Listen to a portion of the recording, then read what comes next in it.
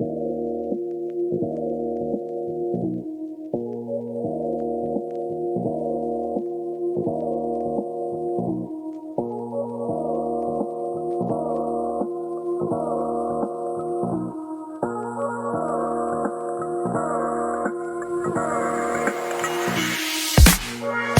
I'm your girl, Flygirlchristina, and today I am at Leto High School with Coach P. Coach P, welcome to the show. I am very honored to be here. Thank you for having me. No problem for having you on my show, and I'm glad that you're here, and I'm glad you took the time, because I know you said you had an open house today. So I'm glad you took the time, because this has been a busy schedule, because I know you had camps going on, practices. Yes. And I know Monday was day one of camp, so how did that go for you? It was your typical high school day one, and it was also hot as all get out. So, the kids, they were on a struggle bus a little bit, but thankfully we had no major injuries and no one succumbed? Anyway, no one went out with heat illness, injury, or anything like that. So, hats off to the coaches, hats off to the players for somewhat taking care of their bodies, and our coaches for being vigilant about monitoring that, because it's an issue here in Florida. Right, and I know sometimes you have little slight incidents where people get heat strokes. Hey, listen, that incident a few years back where the kid unfortunately passed away, that was a huge wake-up call to all of us about just educating the kids on hydration and proper nutrition and, knowing when is too much. And for us coaches, knowing when that fine line is between pushing a kid to, push through their own limitations and being on the safe side. So, I'm a big proponent of safety on that regard. Right, and you're a coach, a head coach actually, and I know you're dealing with other people's kids, and I know there has to be discipline on you, the kids, and everybody else, because you got to tell those boys and players to stay hydrated. If you don't tell them to stay hydrated, I don't think there'll be nothing there. No, there is. I mean, I end practice with like 4 things every day, literally. Wash your nasty bodies, take a shower, hydrate, rest, and eat. Like, if you do those 4 things, injuries are going to go down. The heat illness thing's going to take care of itself. You're not going to lose time to practice from being just done. So, and then 2, when I was at Alonzo, this, by the way, is my second time as a head coach, believe it or not. Oh, wow.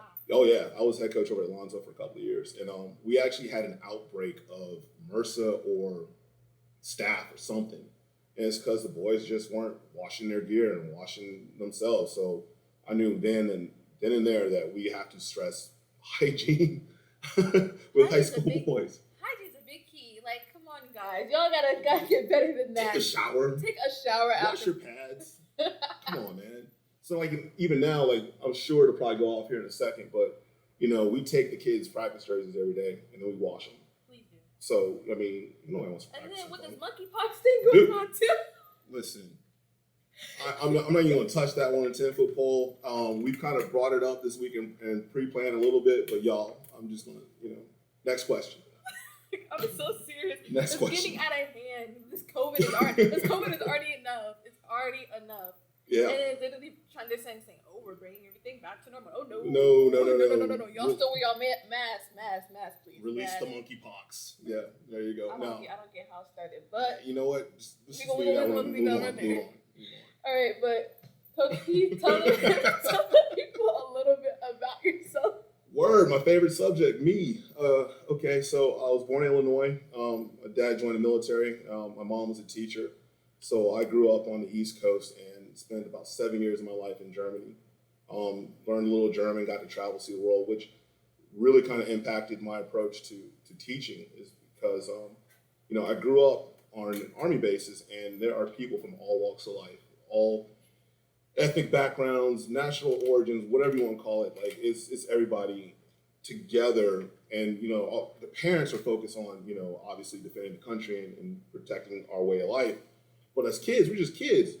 But we all had to kind of come together, and it was us not versus the world, but it was us. We were all we had. So there was a natural element of like teamwork and camaraderie. And if you talk to kids who are brats, Army brats or Air Force brats or Navy brats, whatever you want to call it, junior crayon eaters, Marines, there's a commonality, like we get where we're coming from. So when I got into teaching, I really kind of wanted to bring some of those experiences to my educational practices and how I do things, procedures, I don't know, one of those words. So anywho, moving on. Played high school football in South Carolina. Different style of football altogether than here in Florida. I mean, it was big boy football, smash mouth, not a lot of spread stuff that you see here in Florida. I was the second smallest offensive line in my high school. Yeah, actually. Oh, wow. Yeah. My senior year, there's that rattle again. There was the University of South Carolina, Clemson University, and then Richland Northeast High School were the three biggest offensive lines in the state of South Carolina. It was unreal. After that, I went to U.S. Merchant Marine Academy, lasted 2 years there. Something about orders and shining shoes and calculus and chemistry when I was a humanities guy didn't quite work out. Played rugby and then joined my parents back in Germany where I went back to school. And then mostly played rugby and traveled, so school wasn't a priority. Came back to the States and then worked for 6 years. And then one day I realized I can't do this forever. I need to go back to school. And, at that time, did that, moved to Tampa, met my wife, who was a teacher. And because my mom's a teacher, I'd hear bits and pieces about, Ron, you need to go into teaching. Ron, you need to go into teaching. And finally I did. And 6 years later, here I am, and I don't see myself doing anything else. And of course, with teaching, I knew I wanted to coach one day. And I just, started coaching. And here we are. Well, coaching is great, and I heard you say you speak a little German. I do. Is there a little German you want to say with people? Just a tad. Just a tad. I heard German, so just a tad. Just a little bit. Oh, you're really going to put me on the spot right now. Okay, that's cool. Guten Tag. Ich heiße Ron Perisee. Ich komme aus Columbia, South Carolina. Ich bin 43 Jahre alt. Ich habe eine Frau, 2 Schwestern, eine Mutter und mein Vater. Und ich finde amerikanischer Fußball gern. Und ich bin ein Lehrer. Und das ist, I can't think of the German word for challenge right now, but it's a good kind of travel. So there you go. You got 3 whole sentences out of me. Oh, wow. See, look, I didn't understand a word you said, but that's impressive. You like bilingual? I wouldn't call myself bilingual at all. You wouldn't? Nah, I mean, I know just enough to order some food and find a hotel and all that when we go back over there. Makes sense. I mean, that's what you kind of need to know, though, because, how are you going to go into German without? Yeah. But we're going to go ahead and jump right on into these questions. We haven't even talked football yet. Not Look even at football. us. Not even football yet. Okay. All right, here we go. Football. All right. Let's do this. So you said you came from Alonzo. I did. How did that go for you? Because I know now you're at Leto, and I know it's a big transition from, it's not really that big of a transition, but it is a transition. Oh, we'll talk about how big a transition that is in a minute. Yeah, so I started my high school teaching career in earnest at Alonzo, teaching social studies and coaching. And then as things often do, the opportunity presented itself for me to become the head coach, and I did that for 2 years. We went 7-13 my 2 years there. And we had some momentum. We did some really excellent things in the classroom, off the field. We raised the GPA there from a 2.1 the year before I was the head coach to a 3.1. Yeah, a 3.1. And then we maintained it and actually increased a hair the second year. So academics are very big to me, and I credit a lot of that to my wife, who is also the media specialist here. In fact, it's one thing to talk about the grades, but it's another thing to actually do something about it. And I'll never forget this. My wife and I were having a conversation. She's like, look, I will help you with your academics. I will do that. But if it's not a real and true priority for you, then I'm out. So I'm like, okay, bet. Because this really is no fun without you here. And I really value what you're doing for us. So that was a wake-up call. And so whatever happens, but no matter what, our kids' grades are going to be straight. We're not going to chase kids around trying to keep them eligible. And oh, by the way, if you do want to go to college, you're not going to do it with a 2.2. No. I don't care how good you are, whether you're here or not, you're not going to do it with a 2.2. So, we made that a focus, and it's going to be a major focus here at Leto. Right, because I know now in Hillsborough County, they say you have to have a 2.0 just to be on the field and to be able to graduate. Mm-hmm. I'm like, I get a 2.0 is what you need, but I think it's better to be above the standards because, you have a higher chance of going to college, even though colleges, your D1s, D2s, and even your D3s, they still accept those 2s, but sometimes it's not always about the 2s. Sometimes it's about the beating above your standards. It is, and it's interesting and, dare I say, hopeful to hear a teenager say this. I mean, I got my parents on me every day. She said it, y'all. Every day. She said it. So yeah, we try to be above that and get that 3.0 because I mean, it's just a lot easier to qualify if college is your jam. I mean, because college isn't for everybody, and that's okay. But you know, one of the things that you're going to do in our program is day 3 after graduation. You know, you graduate, you like your family, hang out, probably go to the beach one last time and kick it, right? Well, day 3 comes around and it's like, all right, what's next? And I am failing as a coach if you don't have a day 3 after graduation. So whether that's going to college, awesome. Going to trade school, even better because you will not want for a job after you get a trade certificate. Forklift operator job and big machinery, get on that.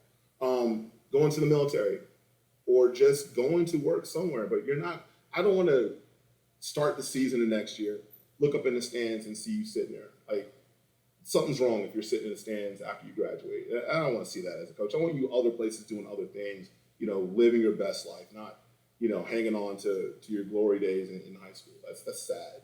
That is, I'm telling you, it is sad because sometimes you want to see the people that do it have somewhat potential to do better for themselves. Exactly. Instead of when they graduate, you're just sitting at home. Like hearing the saying, when people graduate, like, oh, I'm going to college.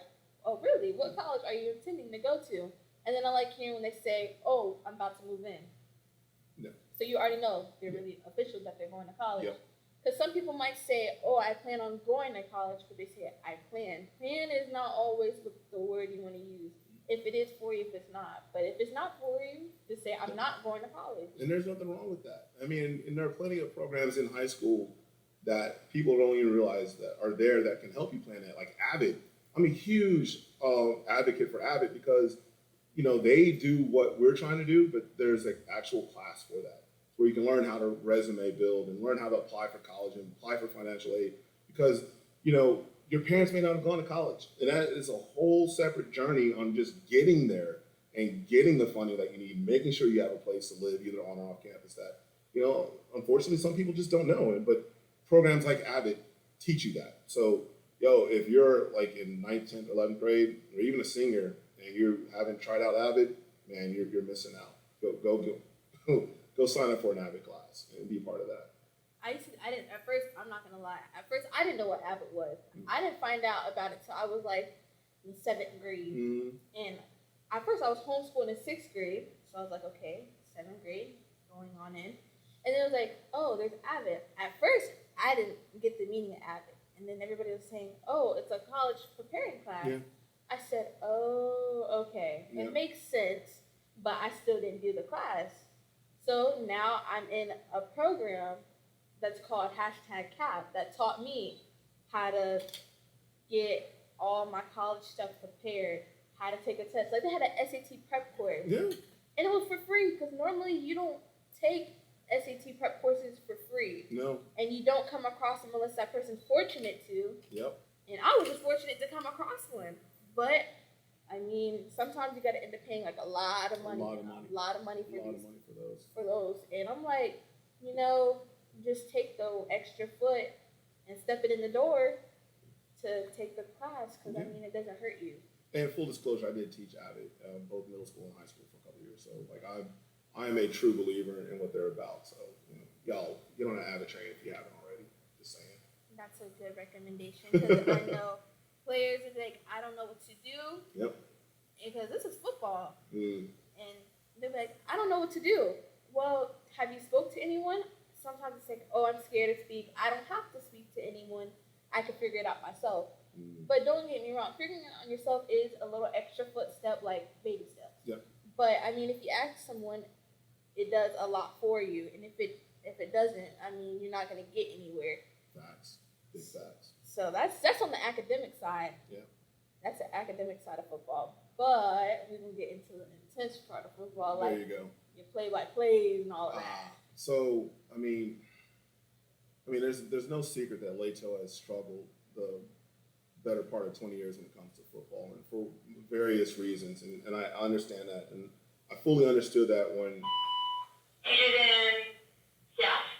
This is just a reminder that we are about to finish up the serving of lunch, so if you want to eat, please come on down at this time. Once again, we are about to pack it up, so please come on down at this time. Thank you. Yeah, lunch, but that's all good. Got a protein shake. Yeah. So it's no secret that Leto has been a struggling program. But here's the crazy part about all that is what people don't understand about Leto as a high school and as a football program. The potential is there. I actually have much better space and facilities and all the things that you need to kind of support a program than I did even at Alonzo, which is considered kind of a wealthier school. I have wonderful colleagues on the teaching side of the house who care about our kids. I have an admin that is full throat support of us building a program centered on the academics and the discipline. Because if you do those things, it'll translate to the field. And so as we kind of practice football almost 24 hours a day because the discipline piece, the academic piece, it all ties together. So it's not just the 2.5 hours that we're allowed to be on the field. Right. And I had an epiphany this morning as I'm sitting in training. Probably gonna get in trouble for this, but it is what it is. I'm sitting there thinking about yesterday's practice and how much of a struggle it was, and I realized we just need to go back to the very basics and teach football. You have to teach the fundamentals. Teach the fundamentals of football. So today, that's all we're doing today is focusing on the fundamentals, the building blocks you need to be successful. The more established, successful, air quote, successful programs, they can kind of get away with not necessarily doing that because they have the natural athletes who played football for years and years and years. So you don't necessarily have to worry about teaching a kid how to tackle, teaching a kid how to get in a stance, teaching a kid how to take the proper first steps, route running, all that. So sitting in the meeting, paying attention, of course, doing my teacher thing, #teacherlife. And I texted the coaches, it's like, we got to go back to the basics. And we are legitimately going back to the basics for the next couple of weeks. And this is going to sound kind of weird. The wins and losses, while the outside world cares about that, they'll come if we develop the fundamentals and the basics and being sound football players. The wins will come. But right now, I'm focused on us becoming football players and becoming better student athletes. And then in a year or two, we'll really start to shake some things up and change the narrative, which is also the model that I've adapted for the team this year is change the narrative. So we have a tough division, a state champ and 2 other perennial playoff teams, and we're going to go out there, we're going to compete, we're going to fight. But we might not get the outcome that we want on that. But then again, the rest of our schedule, we have 7 really fair fights. And if we do what we're supposed to do and we commit and we buy in and we wash our nasty bodies and drink and eat and pay attention in class, then we should be okay. That means y'all will be unstoppable on the field and in the classroom. And that's what you need. That's all you need. You just need a student athlete. Right. Like, I was a student athlete at one point. And my dad had to literally fuel me about, hey, and my mom, she'd be like, hey, you got the grades, just put it on the mat. Mm-hmm. And I told her, I was like, I mean, you're right, but sometimes it'll been some long nights, some very long nights, and you have to be prepared for those long nights as a player, football player, basketball player, doesn't matter what sport. You have to be prepared for those long nights. Don't get me wrong, I stayed until like 3 in the morning. 3 in the morning, knowing I have to get up at 5. I live an hour away from my school every day. Nice. And that's for a program that I'm wanting to get to, but who knows, this podcast might actually get me somewhere. Hey, keep doing your thing, and I'm sure it will. Because, how many kids your age are out there, reaching out to coaches like, hey, you want to do my podcast? This is awesome. Like, I cannot commend you enough for what you're doing. You're always welcome to pop in and do whatever you want to do here. Open invitation. Okay, I'll gladly accept that invitation. Bet. I will be back. Bet. But I know student athletes, it's really tough, and I know that from firsthand, because, I'm not going to lie, I don't even need these questions anymore. All right, here we go. Put them away. I don't need the questions anymore, because it's like, this is actually a podcast. I'm keeping it real, I'm going to start speaking, because I don't need these questions no more. But this student athlete life, it takes a lot of ups and downs. It takes a toll and sacrifices. And you want kids to have these experiences because you learn these lessons that you're going to apply the rest of your life. And I was talking to my wife's cousin's husband, say that 3 times fast, who is an engineer by trade, and he's, a bigwig at a construction company. He's like, I like hiring former athletes because they know teamwork, they understand deadlines, they understand punctuality, and all the life lessons that we as coaches impart on our kids that they're not getting. They just think it's me and old Coach P getting on him about X, Y, and Z, or you're late if you're on time, and 5 minutes early is on time. All that stuff that I get clowned for, but there'll come a time when they're probably 20, 25, when they'll get in a situation and it'll click, because it clicked for me. I mean, I hated my coaches in high school. I thought they were just bullying me. Not really, but you know what I mean. But then when I got in the real world, I'm like, oh. It made all the dark comes to light. All hit. And if I had the numbers at the time, I would have texted them and be like, yo, coach, you're right. Yeah. And I appreciate that I was prepared for being an adult thanks to athletics. When I finally took school seriously, because I had this strong foundation from high school that got me through that. And now I'm doing exactly what I want to do as an adult. Just teach kids and coach football, travel. Do it. Go for it and do it, because it's tough. It's really tough out here being a football player, because I know, don't get me wrong, football, you're really risking your life on that field. You're risking injuries. But it comes with a good cause. True. It comes with a very good cause. Yeah. And everybody doesn't realize that. Like, see me? I'm like, oh, football's cool. Don't get me wrong. But everybody else is saying, oh, you're risking your life and this and that. You are. Just a little bit. Just a little bit. Just a little bit. Just nudge. But everything else, it's just, you're doing it for yourself and the people who support you around you. Yes. And you got to realize that these players aren't just doing it for themselves, which they are. You have to, because how you're going to get here. Right. But sometimes you have to do it for everyone else around you who supports you. You got to do it for your coaches sometimes. Mm-hmm. And sometimes they don't realize that. You're like, oh, my coaches always discipline me. I'm like, well, they have to get you somewhere. What do you want them to do? Just sit down at practice and not blow the whistle and scream at you and tell you to run? Because you got to learn from your mistakes. Yep. And if you don't learn from these mistakes, it won't get you anywhere. No. And one thing I tell kids, too, is, if I'm not yelling at you or if I'm not talking to you, then there's an issue. There's an issue. If I'm focusing my attention on you, it's because I care about you and, I want the best for you. But it comes to a point where, excuse me, I'm grabbing a sip of water. I don't mind. I'm talking. Excuse me. Oh, yeah. If I'm not, then, what are we doing this for? And why are you here? What do you want to get out of it if we're not constantly giving you pointers and teaching you the right way? If we're not, then, what are we doing this for? I probably said that like 3 times now, but it is what it is. And sometimes you got to let them know, like, that's really true. What are you doing this for? Because you can't just say, oh, I'm doing it because my parents told me to do it. I mean, that's not always the case, because don't get me wrong, parents, they make your decisions.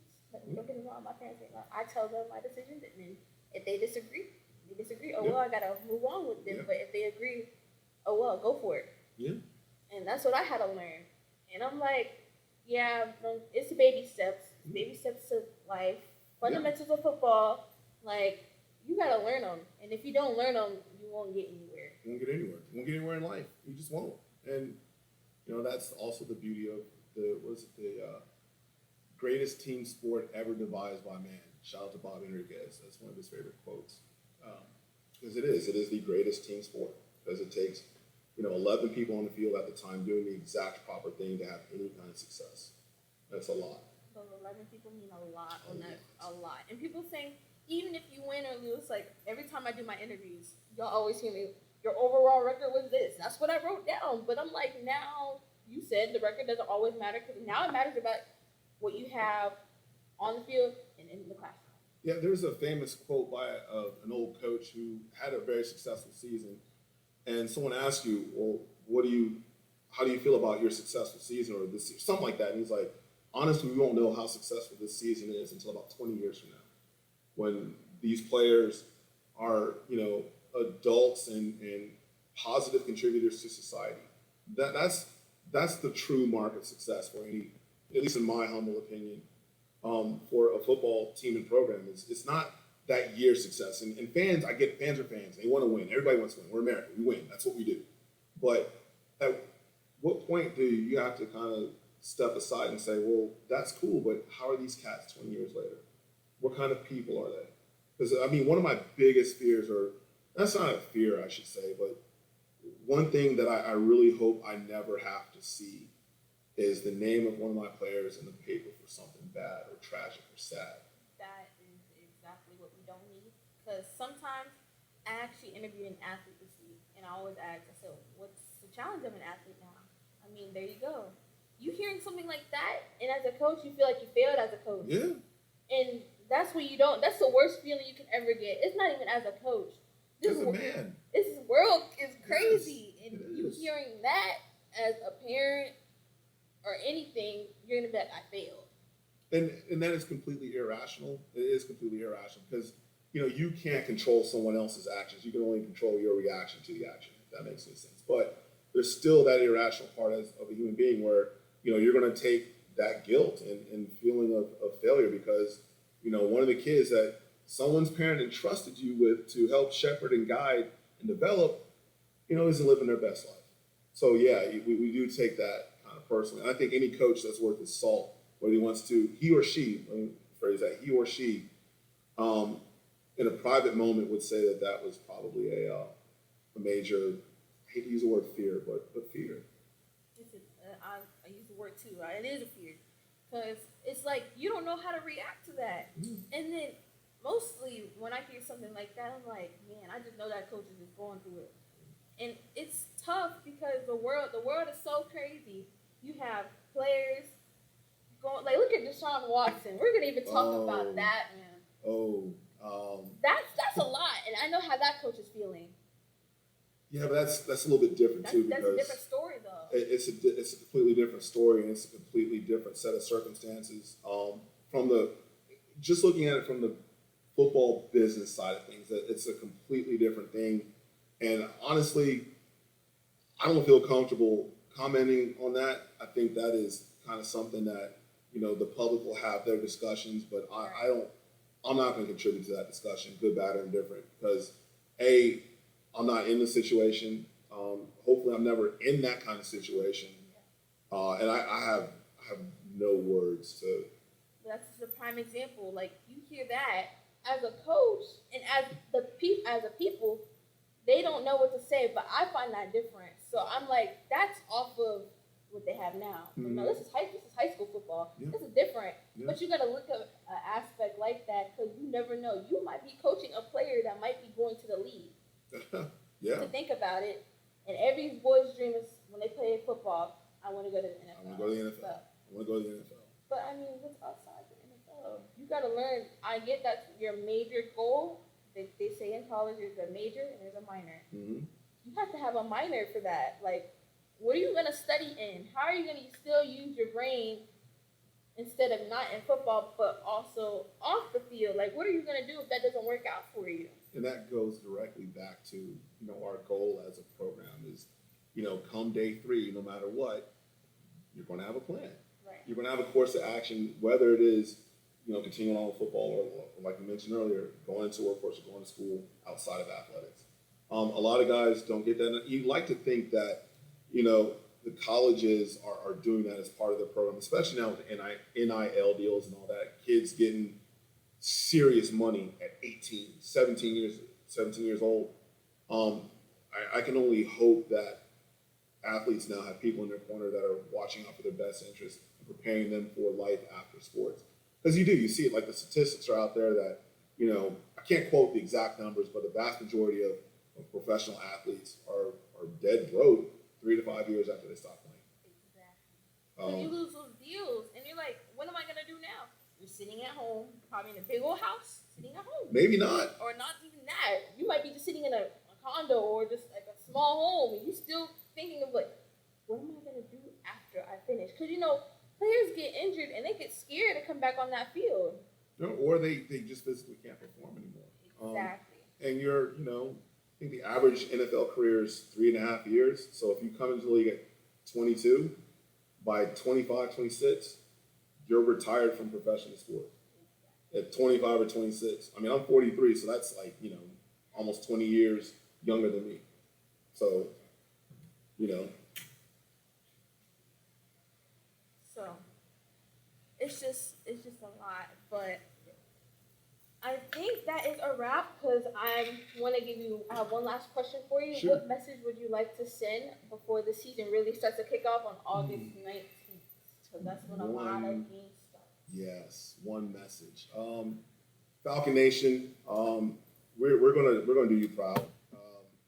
I can guarantee you this: we'll be organized, we'll be in shape, we'll play together, we'll play our hearts out, and we'll let the scoreboard settle itself. We are going to change the narrative. It's going to be a process, and we're going to build this thing. And the love that I've received from Falcon Nation, especially on Facebook so far, has been tremendous. October 7th is homecoming. Everybody come home. Let's fill the stadium and let's demonstrate, what great things are happening here. I mean, we're a B school. We've got great teachers. We've got outstanding kids. And I don't think enough credit is given to just how awesome Leto High School is. There's a reason I came here, and that's because the school is truly awesome. I agree. And I said this to my school. I gave y'all my school shout out. But I'm going to go ahead and give y'all a shout out. I would like everyone to go to Leto's game just to be in a support system to say I'm here.